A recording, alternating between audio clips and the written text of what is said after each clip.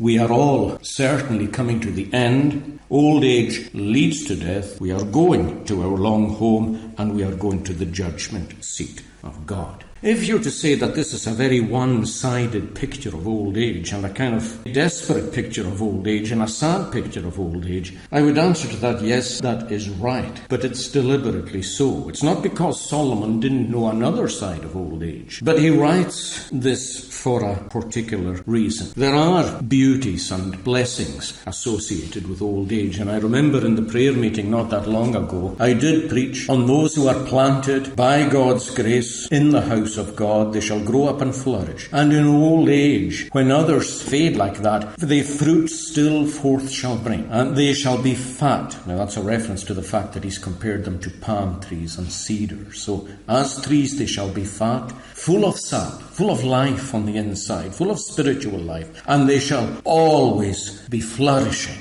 And these things show that the Lord is upright, that he is a rock to his people, and that he from all unrighteousness is altogether free. And there are so much beauties associated with old age, and I've seen them, and I'm sure you've seen them. You've visited Christians who have hardly any faculties left, and hardly any strength in their bodies, and yet they have so much contentment, such a strong sense of reconciliation with God. They have a contemplative life of prayer inwardly, and above all that, they have a readiness to go. And it's not the readiness to go that worldly people have, which is kind of, oh, I'm fed up of this life and I've had enough of it and I want to go. It's a readiness of anticipation. It's a readiness of wanting to go, not because you're finished with this, but because you're going into that. You know in whom you have believed, and you're looking forward to all that God gives you and all that the Lord has prepared for you. It's an intelligent hope. It's a spiritual hope. It's a rational, it's a reasonable hope. When others are decaying inwardly and outwardly, there's a strange way in which, a spiritual way,